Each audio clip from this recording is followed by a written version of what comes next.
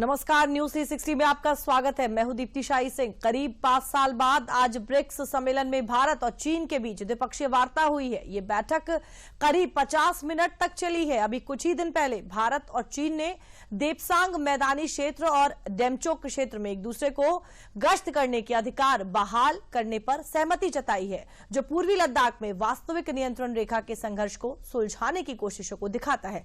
लिहाजा ब्रिक्स में हुई भारत और चीन की मुलाकात दोनों देशों को लेकर काफी महत्वपूर्ण हो सकती है। आज न्यूज 360 में यूपी उपचुनाव को लेकर भी कई बड़ी खबरें हैं, लेकिन पहले पीएम मोदी का वो बयान सुनिए जो उन्होंने शी जिनपिंग से मीटिंग के दौरान दिया। एक्सेलेंसी, आपसे मिलकर खुशी है और जैसा आपने कहा 5 साल के बाद हमारी ये फॉर्मल मीटिंग हो रही है।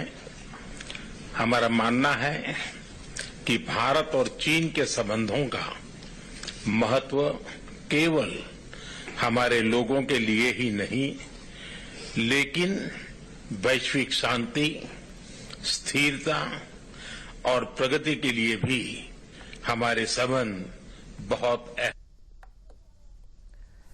तो देखिए, पीएम मोदी ब्रिक्स सम्मेलन में हिस्सा लेने 2 दिन के दौरे पर थे। अब वो भारत के लिए वापस वहां से निकल चुके हैं और इस दौरान कई द्विपक्षीय वार्ता हुई। चीन के साथ भी उनकी वार्ता हुई। शी जिनपिंग के साथ लगभग 50 मिनट तक जो वार्ता है वो चली, दोनों की ही, और तमाम जो मुद्दे हैं उनको लेकर बातचीत हुई। कजान में पीएम मोदी और शी जिनपिंग ने की द्विपक्षीय वार्ता और इस 50 मिनट की वार्ता में दोनों ने कई महत्वपूर्ण मुद्दों पर बात भी की। 5 साल बाद हुई भारत चीन द्विपक्षीय वार्ता। आपको बता दें कि 5 साल बाद भारत और चीन के बीच में जो द्विपक्षीय वार्ता है वो हुई है और साथ ही साथ पीएम मोदी और शी जिनपिंग की बैठक लगभग 50 मिनट चली है। कजान में होने वाले ब्रिक्स मीटिंग के सबसे स्पेशल मोमेंट को भी आपने देखा, किस तरीके से 2020 में पूर्वी लद्दाख में सीमा विवाद के बाद दोनों नेताओं की ये पहली बैठक भी थी। आपको बता दें, पिछले 3-4 सालों से दोनों देशों के बीच तनाव की जो स्थिति है वो बनी हुई थी। पीएम के दौरे से पहले एलएसी पर सैनिकों की गश्त को लेकर सहमति बनी थी और इसके बाद से ही पूरी दुनिया की नजर थी इस बात पर कि पीएम मोदी और शी जिनपिंग की मुलाकात होती है या नहीं, और अगर होती है तो कौन सी महत्वपूर्ण बातें हैं वो निकलकर सामने आती हैं। तो कजान में होने वाली ब्रिक्स मीटिंग के सबसे स्पेशल मोमेंट को आपने देखा, किस तरीके से ब्रिक्स समिट से अलग चीनी राष्ट्रपति शी जिनपिंग और भारत के पीएम नरेंद्र मोदी के बीच मीटिंग हुई। तो अब बात कर लेते हैं ब्रिक्स मीटिंग की। आज पूरी दुनिया की निगाहें भारत और पीएम मोदी पर टिकी हुई थी और पीएम मोदी ने ब्रिक्स सम्मेलन में कई महत्वपूर्ण मुद्दों को लेकर जो बातचीत है वो की है। क्या कुछ रहा इस पूरे सम्मेलन में, आइए आपको भी दिखाते हैं इस रिपोर्ट के जरिए। 16वें ब्रिक्स समिट के शानदार आयोजन के लिए मैं राष्ट्रपति पुतिन को हार्दिक बधाई देता हूं और ब्रिक्स से जुड़े नए साथियों का भी एक बार फिर से हार्दिक स्वागत करता हूं। नए स्वरूप में ब्रिक्स विश्व की 40% मानवता और लगभग 30% अर्थव्यवस्था का प्रतिनिधित्व करता है। दुनिया की निगाहें रूस के कजान में होने वाले ब्रिक्स सम्मेलन पर टिकी थी और उम्मीदें भारत के प्रधानमंत्री नरेंद्र मोदी पर। कजान में ब्रिक्स की बैठक उस समय चल रही थी जब दुनिया के कई देश युद्ध का दंश झेल रहे हैं। दुनिया हिंदुस्तान को शांति दूत मानती है और दुनिया को शांति दूत से शांति के संदेश की उम्मीद थी। पीएम ने चीन की मौजूदगी में आतंकवाद और टेरर फाइनेंस को लेकर कड़े शब्दों में अपनी बात कही। भारत ब्रिक्स के अंतर्गत सहयोग बढ़ाने के लिए पूरी तरह से प्रतिबद्ध है। हमारी विविधता और मल्टीपोलरिटी में हमारा दृढ़ विश्वास हमारी ताकत है। हमारी यही ताकत और मानवता में साझा विश्वास हमारी भावी पीढ़ी के समृद्ध और सशक्त भविष्य को सार्थक रूप देने में सहयोग होगा। पीएम मोदी ने इस बात पर जोर दिया कि विकास और विनाश दोनों साथ चल सके। पीएम मोदी ने ब्रिक्स देशों को संबोधित करते हुए बताया, यूरोपियन यूनियन को पछाड़कर ब्रिक्स दुनिया का तीसरा सबसे ताकतवर आर्थिक संगठन बन चुका है। नए स्वरूप में ब्रिक्स $30 ट्रिलियन से भी ज्यादा बड़ी इकोनॉमी है। हमारे आर्थिक सहयोग को बढ़ाने में ब्रिक्स बिजनेस काउंसिल और ब्रिक्स विमेन बिजनेस अलायंस की विशेष भूमिका रही है। इस वर्ष ब्रिक्स के अंदर WTO reforms, trade facilitation in agriculture, resilient supply chains, e-commerce और स्पेशल इकोनॉमिक जोन को लेकर जो सहमति बनी है, उससे हमारे आर्थिक सहयोग को बल मिलेगा। यूरोपियन यूनियन को पछाड़कर ब्रिक्स दुनिया का तीसरा सबसे ताकतवर आर्थिक संगठन बन चुका है। ग्लोबल जीडीपी में यूरोपियन देशों की कुल हिस्सेदारी 14% है। वहीं ब्रिक्स देशों का हिस्सा 27% है। ब्रिक्स का अपना अलग बैंक भी है। दुनिया में ब्रिक्स देशों की आबादी भी 44% है। वहीं कंज्यूमर मार्केट में ब्रिक्स का हिस्सा 23% है। ब्रिक्स का कुल निर्यात 15% है। राइजिंग इकोनॉमी के कॉन्सेप्ट पर बने इस ग्रुप में पिछले साल तक 5 देश ब्राजील, रूस, चीन, भारत और दक्षिण अफ्रीका शामिल थे। इस साल यूएई, ईरान, इजिप्ट और इथोपिया भी इसके औपचारिक सदस्य बन जाएंगे। ये सभी देश मिलकर इंफ्रास्ट्रक्चर के निर्माण पर विशेष ध्यान दे रहे हैं। ब्रिक्स की बैठक में पीएम मोदी ने भी बताया कि कैसे भारत ब्रिक्स देशों के साथ मिलकर इंफ्रास्ट्रक्चर पर काम कर रहा है। पीएम मोदी ने यूपीआई को भारत की सबसे बड़ी सक्सेस स्टोरी बताया। ब्रिक्स के सभी देशों में इंफ्रास्ट्रक्चर के निर्माण पर विशेष रूप से बल दिया जा रहा है। भारत में मल्टी मॉडल कनेक्टिविटी को तेजी से बढ़ाने के लिए हमने गति शक्ति पोर्टल बनाया है। इससे इंफ्रास्ट्रक्चर विकास के लिए इंटीग्रेटेड प्लानिंग और इम्प्लीमेंटेशन में मदद मिली है और लॉजिस्टिक कॉस्ट कम हुई है। हमारे अनुभव आप सभी के साथ साझा करने में हमें खुशी होगी। फ्रेंड्स, ब्रिक्स देशों के बीच फाइनेंशियल इंटीग्रेशन बढ़ाने के लिए प्रयासों का हम स्वागत करते हैं। लोकल करेंसीज में व्यापार और सुगम रूप से क्रॉस बॉर्डर पेमेंट से हमारा आर्थिक सहयोग सुदृढ़ होगा। भारत द्वारा बनाया गया यूनिफाइड पेमेंट्स इंटरफेस यानी यूपीआई भारत की एक बहुत बड़ी सक्सेस स्टोरी है। इसे कई देशों में अपनाया गया है।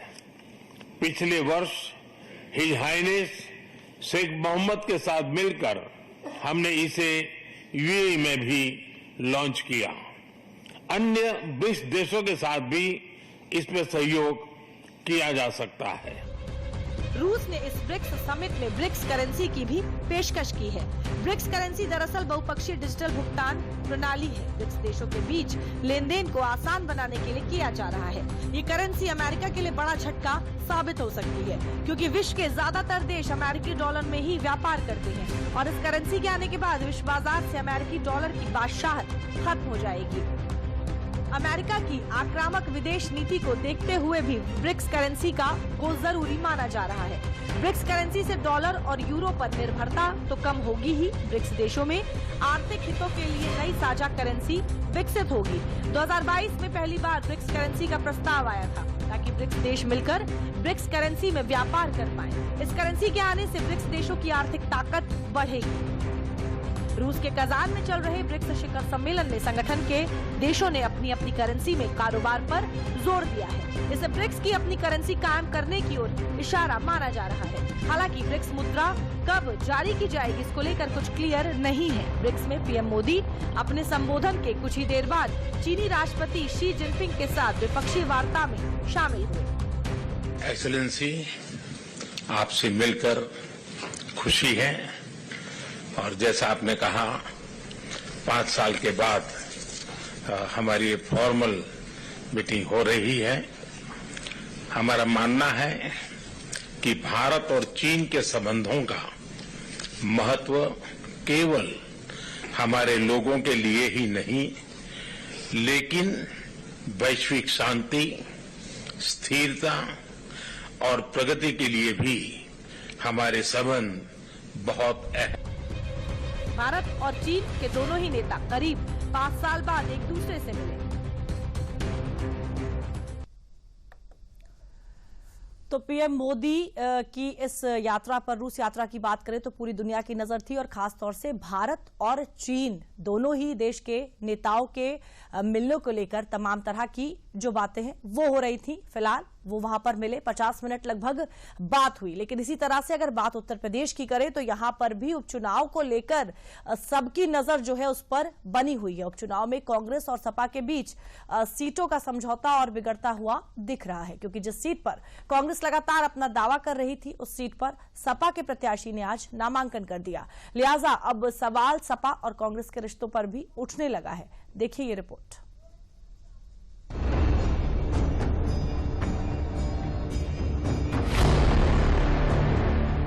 यूपी में बुधवार को भी उपचुनाव के लिए नामांकन का दौर जारी रहा। देखने में तो नामांकन की दोनों ही तस्वीरें साधारण लग रही हैं। पहली तस्वीर करहल सीट की है, जहां बसपा प्रत्याशी अवनीश शाक्य ने अपना पर्चा भरा, तो वहीं दूसरी तस्वीर फूलपुर सीट से पर्चा भरने वाले सपा प्रत्याशी मुश्तबा सिद्दीकी की है।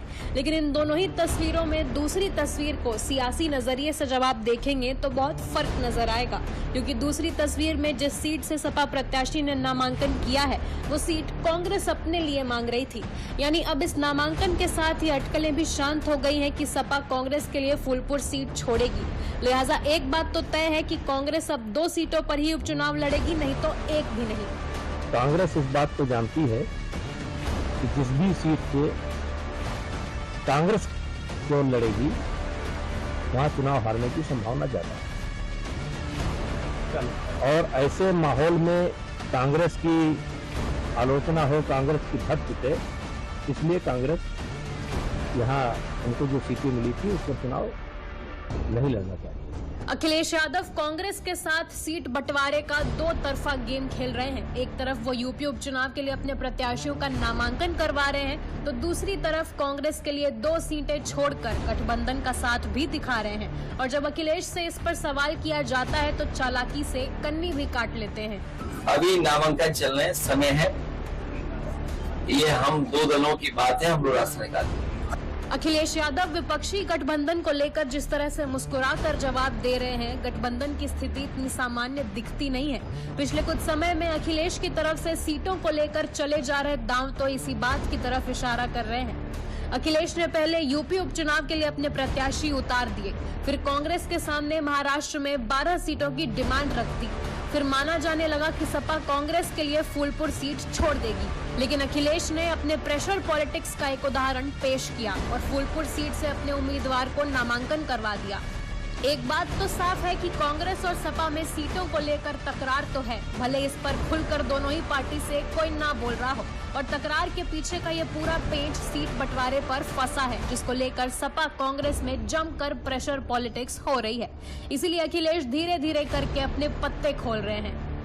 यूपी में कांग्रेस 5 सीटों की मांग पर अड़ी थी। समाजवादी पार्टी 2 सीट कांग्रेस को देने के लिए तैयार है, लेकिन अभी तक बात बनती हुई दिख नहीं रही है। फिलहाल सपा प्रत्याशी के फूलपुर सीट से नामांकन करने पर यह बात तो साफ हो गई है कि सपा अब कांग्रेस को ये सीट नहीं देगी। हो सकता है कि ये सपा ने कदम महाराष्ट्र को लेकर जब यूपी सरकार में मंत्री नरेंद्र कश्यप से डीडी यूपी के संवाददाता ने बात की तो सुनिए उन्होंने क्या कहा।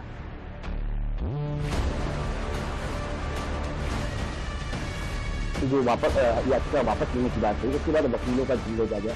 कौन डर रहा है? अखिलेश यादव डर रहे हैं या क्या वजह है? मुझे लगता है बात डरने की नहीं है, बात यह है कि समाजवादी पार्टी के लोगों का भरोसा न तो कानून पे है, न न्यायालय पे है, न चुनाव आयोग पर है, न ईवीएम पर है। अब जिसका भरोसा किसी चीज पर है ही नहीं, अभी मिल्कीपुर के बारे में भी हमें मालूम है कि मामला सब जुडिश है। चुनाव आयोग उचित समय पर चुनाव की घोषणा कर देगा। यदि उस सीट पर चुनाव घोषित नहीं हुआ, इसको भी समाजवादी पार्टी अपने जीत मान के चले। वो भ्रम में रहना उनको है तो रहे। फिलहाल यूपी उपचुनाव में जोर आजमाइश का सियासी खेल जारी है और इसमें बीजेपी भी अपना दम भर रही है। देखिए, भारतीय जनता पार्टी उत्तर प्रदेश में 10 उपचुनाव है, अभी तो 9 पे हो रहे हैं, उसके लिए पूर्ण रूप से तैयार है और 9 की 9 सीटें भारतीय जनता पार्टी और उसके सहयोगी दल के साथ, उन लोगों के साथ मिलके हम लोग ये जीतने वाले हैं चुनाव। और सुपड़ा साफ होएगा समाजवादी पार्टी का और बीएसपी। अब यूपी उपचुनाव में बाजी कौन मारेगा ये तो वक्त ही बताएगा, लेकिन जिस तरह से अखिलेश के सियासी दांव पेच देखने को मिल रहे हैं वो विपक्षी गठबंधन के भविष्य पर भी सवाल खड़ा करता है।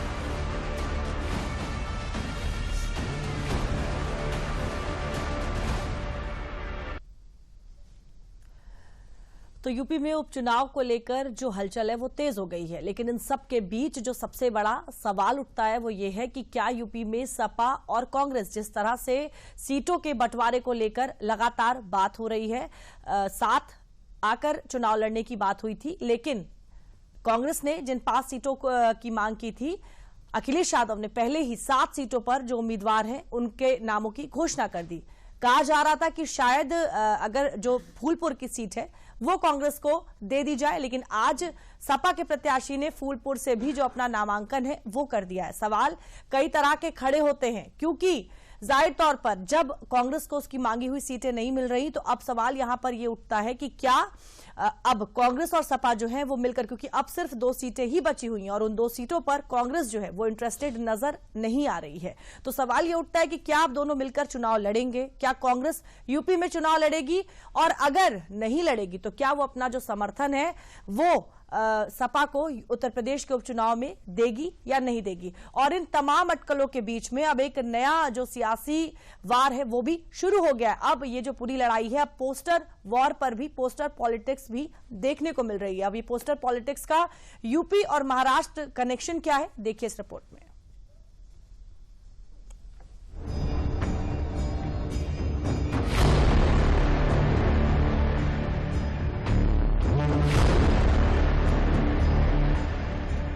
यूपी से लेकर महाराष्ट्र तक अब पोस्टर पॉलिटिक्स की एंट्री हो गई है। महाराष्ट्र चुनावों में जहां सीएम योगी के बटेंगे तो कटेंगे वाले नारे के पोस्टर लग गए हैं, तो वहीं यूपी में अखिलेश यादव के जन्मदिन पर 2027 में सत्ता संभालने का पोस्टर लगा है।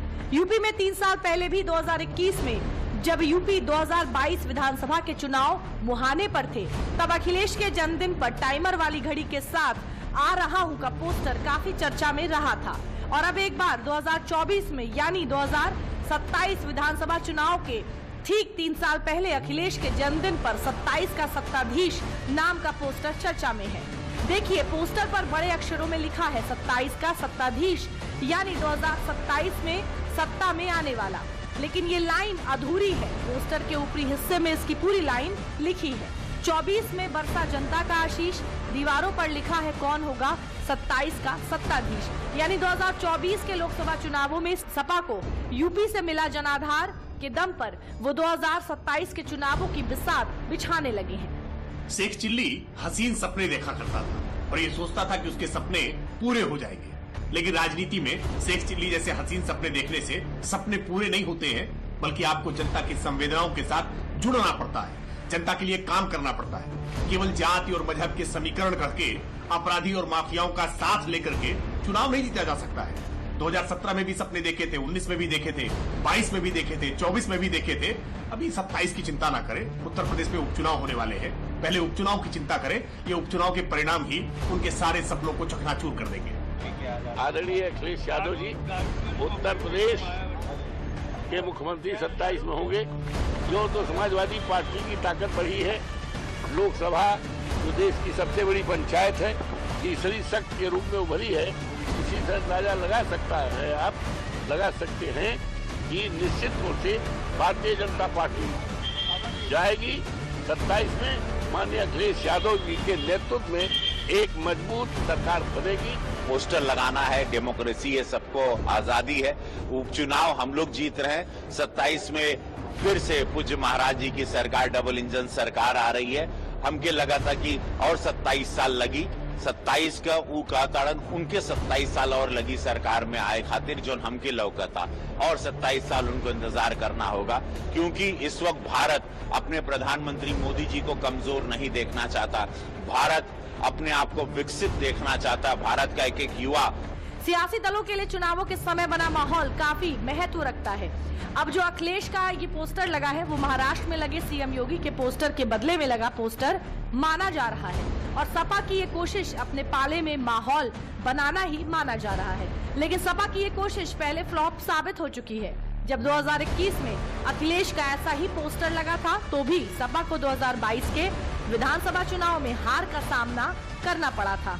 2024 उपचुनाव का बिगुल बज चुका है, जिसके बाद से समाजवादी पार्टी कार्यालय के बाहर लगे पोस्टर ने एक सियासी संग्राम शुरू कर दिया। आपको हम पोस्टर दिखाना चाहते हैं कि पोस्टर में इस साफ साफ लिखा है कि 27 का सत्ताधीश अखिलेश यादव। तो कहीं न कहीं इस बात को मुख्यमंत्री योगी आदित्यनाथ के महाराष्ट्र में लगे पोस्टर बटोगे तो कटोगे को साफ साफ जवाब देते हुए लगाया गया है। अगर बात करें तो समाजवादी पार्टी के लगे इस पोस्टर के बाद से सियासी भूचाल सा आ गया है, क्योंकि अभी उपचुनाव में भारतीय जनता पार्टी ने अपने कैंडिडेट भी नहीं घोषणा की, लेकिन उसी बीच समाजवादी पार्टी 27 के विधानसभा चुनाव को लेकर ऐसा पोस्टर जारी करती है तो क्या कुछ मंशा निकल के सामने आती है। हालांकि उपचुनाव के बाद आने वाले रिजल्ट में ये साफ होगा कि जनता किसके साथ है। यूपी में एक तरफ जहां उपचुनाव को लेकर सियासी घमासान मचा हुआ है तो दूसरी तरफ समाजवादी पार्टी 3 तरफा गेम खेल रही है।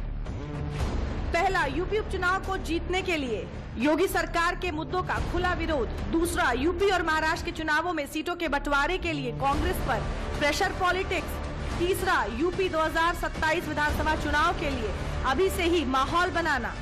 सपा महाराष्ट्र में भी चुनाव लड़ना चाहती है और सपा ने विपक्षी गठबंधन में 12 सीटों की मांग भी रखी है।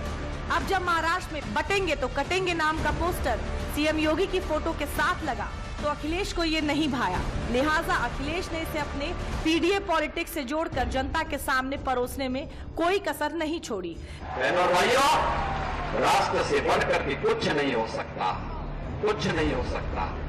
और राष्ट्र तब सशक्त होगा जब हम एक रहेंगे, नेक रहेंगे, तभी नेक रहेंगे। बटेंगे तो कटेंगे। ये किसी लैब में तैयार हुआ नारा है, ये किसी लैब में तैयार हुआ नारा था। उन्हें किसी से बुलवाना था तो उत्तर प्रदेश के मुख्यमंत्री से बेहतर कौन बोलता। उनकी छवि भी वैसी ही है। अगर वो कह रहे हैं कि बटो नहीं कटो नहीं तो पीडीए परिवार भी तो नहीं बटेगा।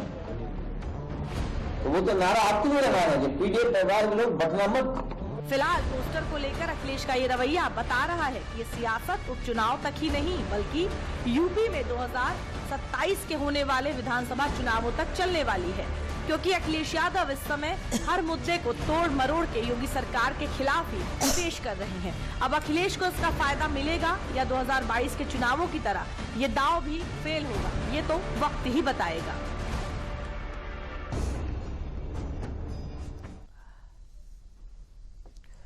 तो यूपी उपचुनाव और पोस्टर पॉलिटिक्स को लेकर हमारे संवाददाता ने यूपी सरकार में मंत्री धर्मवीर प्रजापति से एक्सक्लूसिव इंटरव्यू किया है। आइए आपको सुनाते हैं यूपी उपचुनाव और पोस्टर पॉलिटिक्स यूपी सरकार के मंत्री क्या कह रहे हैं। उत्तर प्रदेश में उपचुनाव को लेकर घोषणा हो चुकी है, उसके बाद से एक बड़ा मामला सामने आया। कल देर रात समाजवादी पार्टी कार्यालय के बाहर एक पोस्टर लगा था जिसमें 27 में सत्ताधीश अखिलेश यादव को बताया गया। हमारे साथ बात करने के लिए धर्मवीर प्रजापति जी हैं। माननीय मंत्री जी, ये जानना चाहते हैं कि इस तरह की बात करने का क्या अर्थ निकलता है जबकि अभी उपचुनाव का परिणाम भी नहीं आया और हरियाणा का परिणाम सामने। देखिए, सही बात तो ये है कि 2022 का जब चुनाव हुआ था उत्तर प्रदेश में, तो उसमें भी पोस्टर के चुनाव के बाद में समाजवादी पार्टी का हम आ रहे सत्ता में, हम आ रहे कुछ इस तरह के बयान आए, तो ये उनके स्वभाव में है। और अभी चुनाव होने में 27 को जब चुनाव आएगा, हाँ ये बात सही है कि सपने सब देखते हैं। तो 22 में भी सपने उन्होंने देखे थे, 17 में भी देखे थे, 27 का सपना देखने और उत्तर प्रदेश की जनता उनके दिन के तारे जैसे हो जाएंगे सपने उनके। मैं कह सकता हूँ कि उत्तर प्रदेश में उपचुनाव जो होने वाला है, संगठन और सरकार हमारी सब मिलकर के पूरी तैयारी के साथ हम लोग चुनाव में जाने वाले हैं और पूरी कोशिश हम लोगों की रहेगी कि 9 जो चुनाव होने वाले हैं वो चुनावों का परिणाम हमारे पक्ष में रहे, ये हमारा प्रयास रहेगा। और तैयारी के साथ हम लोग चुनाव में जाने वाले हैं। तो एक और बहुत बड़ी बात देखने को आई है कि अभी गठबंधन को लेकर सीटों का टकरार इनके चल रहा है। 2 सीटों का आपसी गठबंधन नहीं बन पा रहा है। ऐसे में कहाँ ये आगे की बात कर रहे हैं, 2027 में गठबंधन की बात कर रहे हैं। और जो आज भी पोस्टर लगा था उसमें कहीं ना कहीं अपने गठबंधन को भी दिखाते हुए रंगों का भेद भी दिखाया गया। इसको कैसे देखते हैं कि 2027 में जब अभी उपचुनाव में गठबंधन में सीटों को लेकर बंटवारा नहीं हो पा रहा है, तो आगे 2027 चुनाव के कैसे दावे हैं? देखिए, हरियाणा के चुनाव से मतभेद उनमें हुआ है और ये उनके दल का मामला है। गठबंधन का, उनका सपा का, कांग्रेस का, उनका अपना विषय है। लेकिन हम अपनी पूरी मजबूती के साथ चुनाव में जाने वाले हैं। कोशिश हमारी यही रहेगी कि चुनाव परिणाम हमारे पक्ष में है और उत्तर प्रदेश की जनता हमें आशीर्वाद देती आई है और आशीर्वाद देगी। तो चुनाव को लेकर जहां यूपी में सियासत तेज हो रही है, तो वहीं यूपी में थूक जिहाद के मामले भी बढ़ते जा रहे हैं। योगी सरकार इस पर एक सख्त कानून भी लाने की तैयारी कर चुकी है। कई घटनाओं पर जो कार्रवाई संभव है वो भी की गई, लेकिन मामले थमते नजर नहीं आ रहे। ताजा मामला बाराबंकी का है, देखिए रिपोर्ट। घिनौनी हरकत की सारी हदें पार। अब बाराबंकी में थूक जिहाद। यूपी में थूक जिहाद के मामले इस समय ऐसे बढ़ रहे हैं जैसे उपचुनाव को लेकर सियासी पारा बढ़ रहा है। खाने पीने की चीजों में घिनौनी चीजें मिलने के मामले लगातार बढ़ रहे हैं। इन लोगों ने रोटी में थूकने का तो मानो जैसे प्रचलन चलाया हो। अभी ताजा वीडियो यूपी के बाराबंकी का है। देखिए कैसे रोटी बना रहा ये युवक पहले रोटी पर थूकता है, इसके बाद तंदूर में रोटी को डालता है।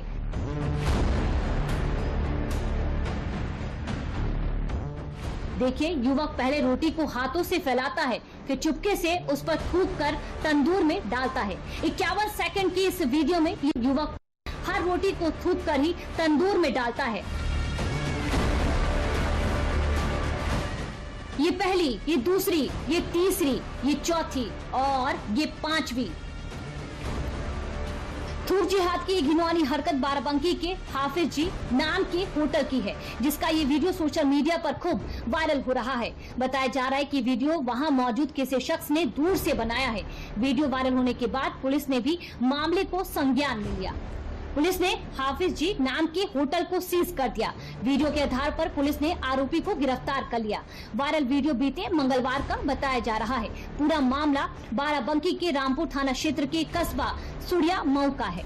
दिनांक 22/10/2024 को जनपद बाराबंकी के थाना रामनगर के सुड़िया मऊ क्षेत्र में से एक टिप ऑफ सूचना प्राप्त हुई हमारी फूड एंड सेफ्टी की टीम को जनपद बाराबंकी की कि वहां पर एक ढाबे में एक व्यक्ति के द्वारा रोटी में थूक मिलाया जा रहा है और यह वीडियो भी जब संज्ञानित हुआ तो तुरंत उस पर हमारे फूड एंड सेफ्टी कंट्रोल की टीम ने कार्य किया और उस ढाबे को सील किया। जो इसमें अपचारी व्यक्ति है, अभियुक्त है, जिसका नाम मोहम्मद इरशाद है। यह जनपद बाराबंकी के फतेहपुर के नवी नगर का निवासी है। उसे हिरासत में लिया गया है और उसके विरुद्ध समुचित एवं सुसंगत धाराओं में विधिक कार्रवाई सुनिश्चित की जा रही है। थूक जिहाद के इस वीडियो को देखकर स्थानीय लोगों में काफी गुस्सा भी है, लिहाजा स्थानीय लोगों ने होटल के सामने जमकर प्रदर्शन भी किया। तभी पुलिस ने कार्रवाई करते हुए आरोपी को बुधवार के दिन गिरफ्तार किया। आरोपियों के खिलाफ सख्त कार्रवाई नहीं हो पाती है। थूक जिहाद पड़ेगा भारी, कानून बनाने की तैयारी। विक्रेता को दुकान पर साइन बोर्ड लगाना जरूरी होगा। होटल कर्मियों को पहचान पत्र धारण करना होगा। भोजन बनाते और परोसते समय मास्क पहनना अनिवार्य होगा। रसोई घर और भोजन कक्ष में पर्याप्त कैमरे लगाने होंगे। ग्राहक के मांगने पर फुटेज भी उपलब्ध करानी होगी। खाद्य प्रतिष्ठान को तय करना होगा कि कोई खाना दूषित ना हो। खाद्य प्रतिष्ठान में विदेशी घुसपैठ मिलने पर कठोर कार्रवाई होगी। यूपी में खाने पीने की चीजों में थूक या यूरिन मिलाने पर 10 साल तक की जेल होगी। अगर ये कानून लागू हुआ तो ऐसा कानून लागू करने वाला यूपी देश का पहला राज्य होगा। बीते कुछ महीनों में यूपी के कई जगहों से लगातार खाने पीने की चीजों के साथ घिनौनी हरकत करने के दर्जनों मामले सामने आ चुके हैं, जिस पर कई तरह के सवाल भी खड़े हो रहे हैं। लिहाजा योगी सरकार इस पर कानून लाकर मामले की गंभीरता को भी समझ रही है, जिसका इशारा सीएम योगी पहले भी दे चुके हैं। यहाँ पे जो मिलेगा कम से कम वो हापुड़ वाला जूस तो नहीं मिलेगा ना, या थोक लगा करके वो रोटियां तो नहीं मिलेंगी, या तो शुद्ध मिलेगा जो भी मिलेगा। थूक जिहाद के ऐसे मामले न सिर्फ घिनौने हैं बल्कि सामाजिक सौहार्द को भी बिगाड़ सकते हैं, क्योंकि खाने पीने की चीजों के साथ ये जितने भी घिनौने मामले सामने आ रहे हैं, इन सब में एक विशेष वर्ग का नाम लगातार जुड़ता जा रहा है। वहीं खाने में गंदी चीजों को मिलाने के ऐसे मामले ईमानदार दुकानदारों के प्रति भी लोगों के भरोसे को तोड़ रहे हैं।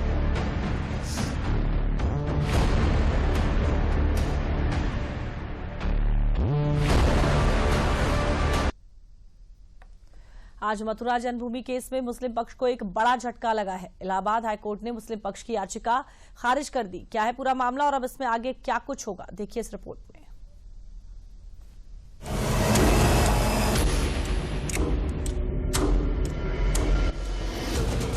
मथुरा श्रीकृष्ण जन्मभूमि और शाही ईदगाह केस में मुस्लिम पक्ष को बड़ा झटका लगा है। इलाहाबाद हाईकोर्ट ने मुस्लिम पक्ष की रिकॉल याचिका खारिज कर दी है। अब कोर्ट केस की सभी 18 याचिकाओं को एक साथ सुनेगा। फैसला जस्टिस मयंक कुमार जैन की सिंगल बेंच ने सुनाया है। इससे पहले 16 अक्टूबर को कोर्ट ने फैसला रिजर्व कर लिया था। अब आपको ग्राफिक्स के जरिए समझाते हैं कि इस केस में हिंदू और मुस्लिम पक्ष की क्या क्या दलीलें हैं और तर्क हैं। हिंदू पक्ष कहता है कि भगवान श्री कृष्ण की जन्मस्थली मस्जिद के नीचे मौजूद है और कई संकेत भी हैं जो मस्जिद को हिंदू मंदिर साबित करते हैं। मुस्लिम पक्ष कहता है कि समझौता 1968 का है। 60 साल बाद समझौते को गलत बताना ठीक नहीं, मुकदमे सुनवाई के लायक नहीं। हिंदू पक्ष कहता है कि वहां कमल के आकार का स्तंभ है, शेषनाग की एक आकृति है। मुस्लिम पक्ष कहता है कि प्लेसेस ऑफ वर्शिप एक्ट 1991 के तहत मुकदमा आगे ले जाने के काबिल नहीं। हिंदू पक्ष कहता है कि मस्जिद के स्तंभ के आधार पर हिंदू धार्मिक प्रतीक स्थल है और नक्काशी में ये साफ दिखते हैं। मुस्लिम पक्ष कहता है कि 15 अगस्त 1947 वाले नियम के तहत जो धार्मिक स्थल जैसा है वैसा रहे, प्रकृति नहीं बदल सकती। हिंदू पक्ष कहता है कि जमीन का मालिकाना हक कटरा केशव देव का है। बिना स्वामित्व अधिकार के वक्फ बोर्ड ने इसको वक्फ संपत्ति घोषित किया है। मुस्लिम पक्ष कहता है कि लिमिटेशन एक्ट वक्फ अधिनियम के तहत इस मामले को देखा जाए। हिंदू पक्ष कहता है ये जगह पुरातत्व विभाग से संरक्षित है। एएसआई ने इसको नजूल भूमि माना है, इसको वक्फ संपत्ति नहीं कह सकते। मुस्लिम पक्ष कहता है कि वक्फ ट्रिब्यूनल में सुनवाई हो, यह सिविल कोर्ट में सुना जाने वाला मामला नहीं है। मामला पहले लोअर कोर्ट में चल रहा था, लेकिन 26 मई 2023 को इलाहाबाद हाईकोर्ट ने मथुरा विवाद से जुड़े सभी मामले अपने पास ट्रांसफर करा लिए थे। सहारनपुर से कांग्रेस सांसद इमरान मसूद की टेंशन बढ़ गई है। एमपी एमएलए कोर्ट ने सहारनपुर सांसद के खिलाफ 10 साल पहले पीएम मोदी पर दिए बयान के मामले में आरोप तय कर दिया है। अब कांग्रेस सांसद के खिलाफ कोर्ट का ट्रायल चलेगा। इसमें उनकी सांसदी भी जा सकती है। क्या है पूरा मामला, देखिए रिपोर्ट।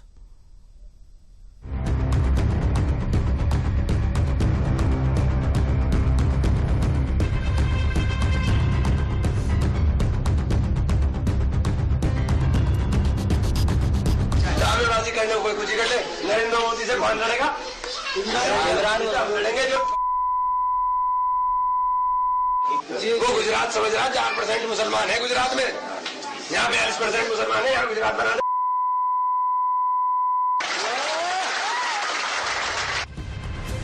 ये यूपी के सहारनपुर से कांग्रेस के सांसद इमरान मसूद हैं। ये जो बयान आप सुन रहे हैं ना, वो 10 साल पुराना है। हालांकि ये बयान कम और जुबानी जहर ज्यादा है, इसीलिए हम आपको सुना भी नहीं पा रहे हैं। इमरान मसूद जिसके खिलाफ जहर उगल रहे हैं, वो तब गुजरात के सीएम थे और फिलहाल देश के प्रधानमंत्री हैं। लेकिन पीएम मोदी पर ये ओछी बयानबाजी इमरान मसूद को भारी पड़ गई। इमरान मसूद के खिलाफ विशेष एमपी एमएलए कोर्ट ने आरोप तय कर दिया है और अब इस मामले में ट्रायल चलेगा। दावेबाजी करने को कोई कुछ कर ले, नरेंद्र मोदी से कौन लड़ेगा? लड़ेंगे जो वो गुजरात समझ रहा 4% मुसलमान है गुजरात में, यहाँ 42% मुसलमान है, यहाँ गुजरात बना दे।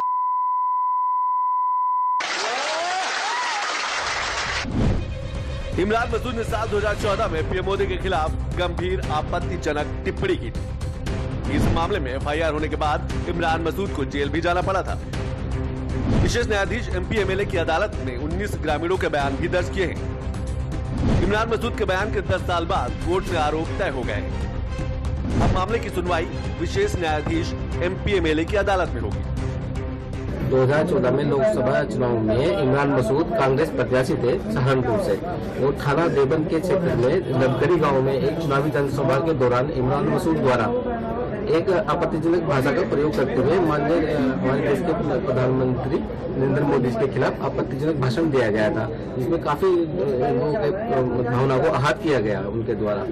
और सहारनपुर के जो दलित विधायक है उनके खिलाफ भी आपत्तिजनक भाषा का प्रयोग करते हुए दलित समुदाय को भी आहत किया गया है इमरान मसूद द्वारा। तो उसमें पुलिस द्वारा चार्जशीट फाइल की गई और फाइल पर संज्ञान होने के बाद 21 तारीख में इसमें चार्ज फ्रेम किया गया है।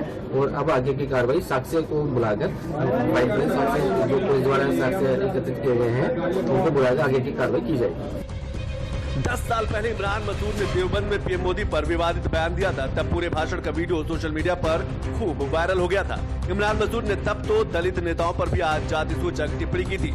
विशेष लोक अभियोजक गुलाब सिंह सरकार की तरफ से इस मामले की पैरवी कर रहे हैं। इमरान मसूद पर आरोप तय होने के बाद कांग्रेस महकमे में हड़कंप मचा हुआ है। इमरान मसूद के अधिवक्ता ने कहा कि वो हाईकोर्ट का दरवाजा खटखटाएंगे।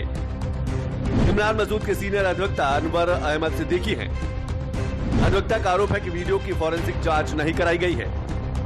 आरोप है कि वीडियो एडिट की गई है। मामले को हाईकोर्ट में चुनौती देंगे इमरान मसूद।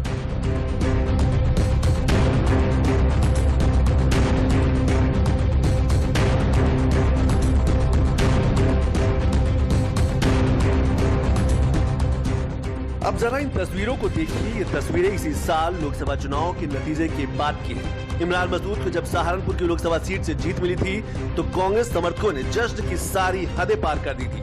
सड़क जाम कर दिया था, राहगीरों का रास्ता रोक दिया था, सड़क को ही जश्न का मैदान बना दिया था।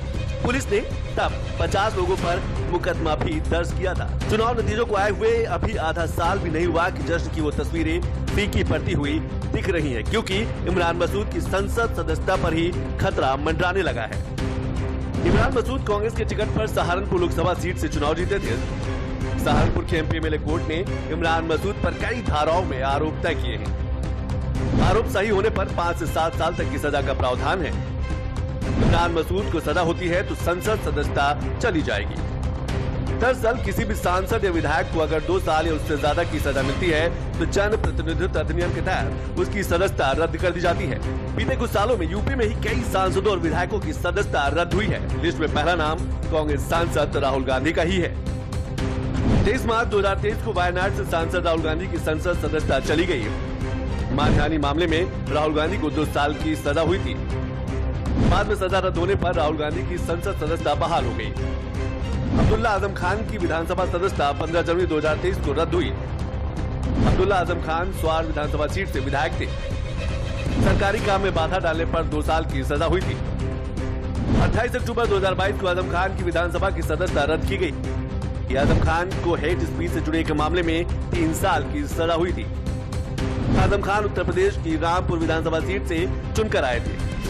यानी अगर सहारनपुर से कांग्रेस सांसद इमरान मसूद को 2 साल से ज्यादा की सजा होती है तो वो भी इस लिस्ट का हिस्सा बन जाएंगे और यूपी में कांग्रेस सांसदों की गिनती के लिहाज से और कमजोर स्थिति में आ जाएगी। यूपी में फिलहाल कांग्रेस के 6 सांसद हैं।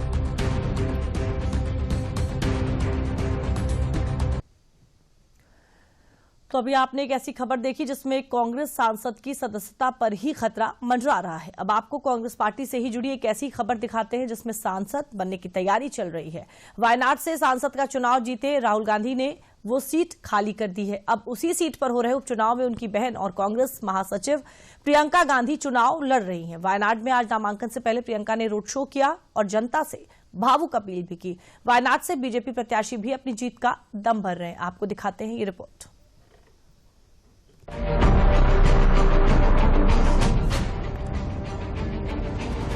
वायनाड में नामांकन से पहले रोड शो में कांग्रेस महासचिव प्रियंका गांधी के साथ उनके भाई राहुल गांधी और पति रॉबर्ट वाड्रा भी मौजूद थे।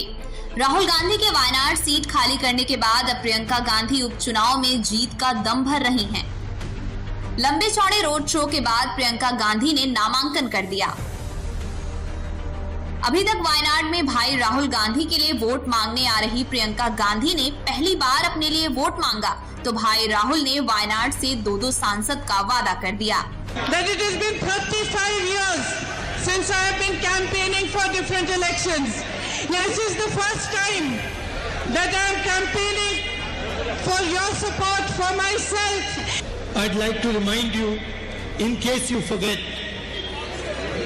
that Wayanad is the only constituency in the country that has 2 members of parliament. One is the official member of parliament and the other is the unofficial member of parliament. एक तरफ प्रियंका गांधी और राहुल गांधी वायनाड की जनता से emotional appeal कर रहे हैं, वहीं दूसरी तरफ वायनाड से बीजेपी प्रत्याशी नव्या हरिदास के अभियान की शुरुआत भी कर चुकी हैं। और जिस समय प्रियंका गांधी रोड शो कर रही थी, उस समय Navya Haridas door to door campaign कर रही हैं। We are getting a very positive response from the public. We started the campaign 3 days back with a road show. All are getting very excited because it's not only the Bharatiya Janata Party workers, but the other public is also welcoming very warmly. She is starting her campaign today. I think she came with a family. We have already started 3 days back and the campaigning is going in full-fledged. Tomorrow I'm filing the nomination on 24th, 12 PM. बात अगर गांधी परिवार की करें तो प्रियंका गांधी परिवार की 10वीं सदस्य हैं जो चुनावी समर में कूद रही हैं। प्रियंका चुनाव लड़ने वाली गांधी परिवार की 4थी महिला सदस्य हैं। दक्षिण भारत से चुनाव लड़ने वाली वो गांधी परिवार की 4थी सदस्य हैं। 1978 में जनता पार्टी शासन में इंदिरा गांधी ने कर्नाटक के चिकमंगलूर से चुनाव लड़ा और जीता था। 1999 चुनाव में सोनिया गांधी ने कर्नाटक के बेल्लारी से चुनाव लड़ा और जीता था। 2019 में राहुल गांधी ने वायनाड और अमेठी दोनों से चुनाव लड़ा। अमेठी हारे और वायनाड जीते थे राहुल। दक्षिण भारत से सियासी सफर की शुरुआत करने वाली सोनिया गांधी के बाद वो परिवार की दूसरी सदस्य हैं। हाल में हुए लोकसभा चुनाव में राहुल गांधी ने वायनाड और रायबरेली दोनों सीट से चुनाव लड़ा था और दोनों पर जीते भी थे। बाद में उन्होंने वायनाड सीट छोड़ दी थी, जिस पर अब प्रियंका गांधी कांग्रेस प्रत्याशी हैं।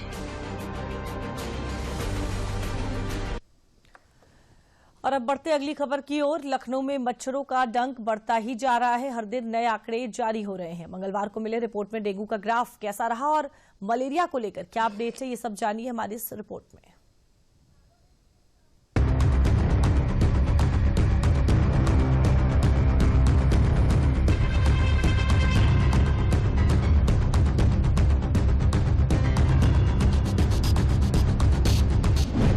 राजधानी में मच्छरों का अटैक हुआ बेकाबू, नहीं थम रहा मच्छरों का आतंक। लगातार बढ़ते जा रहे हैं डेंगू के मरीज। लखनऊ में डेंगू के मच्छर लगातार आतंक फैला रहे हैं। हर दिन मरीजों की संख्या में इजाफा हो रहा है। स्वास्थ्य विभाग हर दिन नए आंकड़े जारी कर रहा है जो बेहद डरावने हैं। 24 घंटे की रिपोर्ट मंगलवार को सामने आई, जिसमें एक तरफ राहत की खबर है तो दूसरी तरफ सतर्क होने की।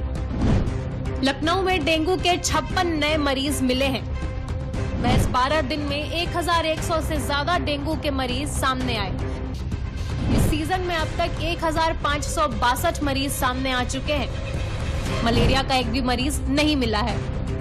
प्रत्येक वर्ष डेंगू के केसेस हमें देखने को मिलते हैं और हम लगातार जनसामान्य को ये सूचित करते रहते हैं कि किस प्रकार से डेंगू फैलता है, कैसे उससे बचा जाए और अगर कहीं किसी को बुखार है तो उसके उपचार की सुविधा कहाँ उपलब्ध है। महत्वपूर्ण ये है कि अगर परिवार में किसी भी व्यक्ति को बुखार।